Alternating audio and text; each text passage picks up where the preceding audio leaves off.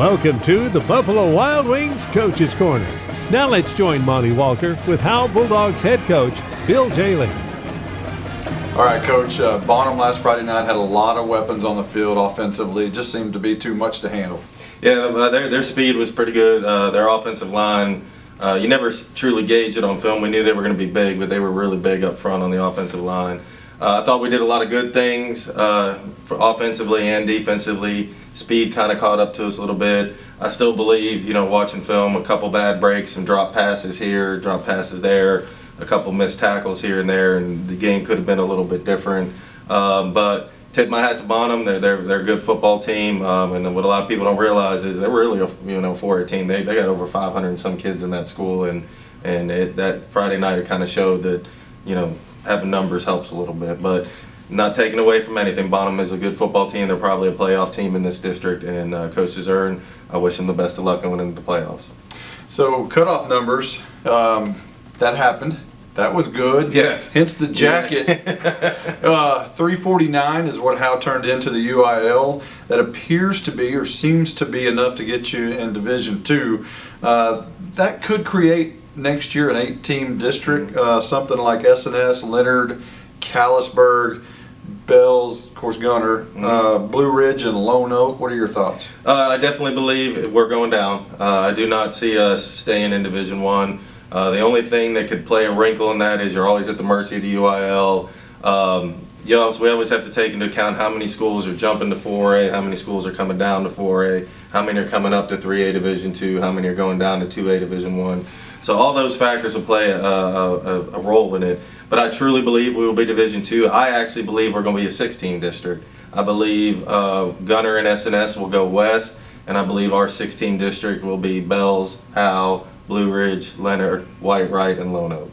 That's what I think our district will be next year. Well, that would be great. Oh, yes, I would say that is an outstanding district for us. So this team saw a significant improvement offensively from a year ago. You have the opportunity to do some really special things in 2022 if realignment holds true. What do you think next season could look like? Next season could be a really good season for us. First off, I want to tip my hat to the seniors on this football team who have have gone with the grind the last 2 years, knowing we were fighting an uphill battle every Friday night. And these seniors, they came out every day and worked hard. And but on the flip side of it, when you're looking into next year, yeah, we have a chance to have a very special football season next year, especially going down to Division II. Do we have to replace some key guys on offense? Yeah, losing Caleb McNutt at a wide receiver is a factor that we have to replace. Clay White on the offensive line, we got to replace him. But other than that, we got 9 starters back on offense. Lopez. Ethan Lopez. Yes, I'm sorry, 3. So 8 starters coming back. So we got to replace those guys for sure. But and they're not easy to replace. But yeah, we got a chance to be very, very good offensively. We do not have to reinstall anything from an offensive standpoint. The offense is intact, which always helps going into off season. Defensively, we got to replace some key guys like Caleb Walmer, Wesley Inge, Luis Gonzalez, Jaron Grisham. But I do believe we'll be okay. And I mean, next year, some of the guys, the younger guys have already come to me and said, Coach, next year, playoffs isn't a goal, it's the expectation next year. So, and again, tip my hat to our seniors. They have ridden the grind and they have done it with class. We'll be back in 30 seconds. Get to B-Dubs on Thursdays for buy one, get one free boneless wings. Or as we like to say, 100% more wings. That's right. When you buy boneless wings on Thursdays, you get the same amount of wings for $0.00. Basically, the second order is 100% off. So get here for buy one, get one free boneless wings on Boneless Thursdays. Buffalo Wild Wings. Roar! Buy one, get one of equal value free. Dine in at participating locations. Takeout is limited and may vary by location. Size exclusions may apply while supplies last. Limit 1 offer per customer. Not valid with any other coupon. Coach, you didn't get to play Mount Vernon a year ago. They may even be a better team than they were a year ago. What'd you see on film? They're a very good football team. They're a very big football team. They are big at several positions. He's carrying about 50 guys on his varsity football team, mostly juniors and seniors, and they're a good team. They're very fast, very physical. They're aggressive on defense. They do a lot of good things. I highly expect Mount Vernon to be in the state semifinals or the state championship game for sure. But they're a good football team. We got our work cut out for us Friday night, but I believe, we're going to go out and hit them in the mouth and play 4 quarters and have fun playing football Friday night. So they're going to bring about 50 to the game on their roster. You're going to be about 20 shy, or 30 shy of that. What's the health of the team? Health of the team right now is struggling a little bit. We're going to have several guys out for this game. Austin Haley will not play tonight. Ethan Lopez will not play. Ryan Howe will not play. Charlie Vera will not play. Aiden Burris will not play. We got several guys that are playing, like Malin Walker, who's nursing some hand injuries, but is going to play. So we're probably going to suit out 17, 18 kids tomorrow night. Wow. But I promise you this, our 17 or 18 kids that are playing are going to give it everything they have and do everything we can. We've made some tweaks offensively and defensively to adjust to the players we have on the field tonight, and we're going to get after it. We're going to have fun. That was our motto this week of practice, was we're going to play football, play aggressive, and have fun. Final coaches show of the 2021 season. It's been a struggle of a season against that schedule. Any final thoughts you want to say on the 2021 season? Again, the biggest thing I want to do is thank all our supporters. Thank you for everything you've done. Thank Miss Liss and congratulate her again on the great band season she had. She's one of our biggest supporters.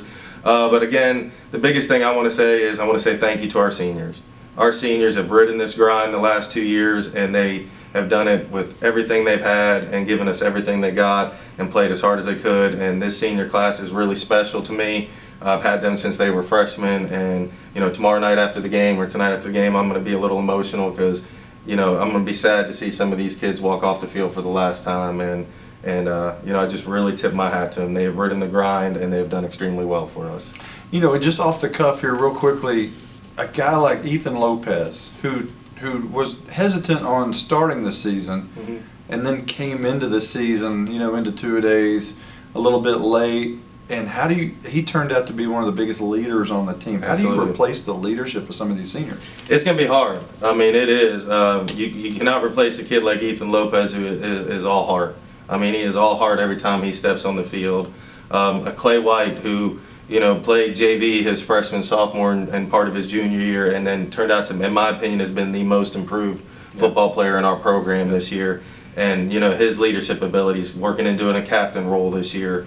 Jaron Grisham's going to be hard to replace on the D line. I mean, Jaron is a strong kid, and he might not make a lot of tackles, but what you don't realize about Jaron is he draws a double team every play. And if a kid is drawing a double team at the nose guard every play, he's doing his job. So he's going to be hard to play. Losing Wesley Inge and Caleb Warman in the back end is going to be tough.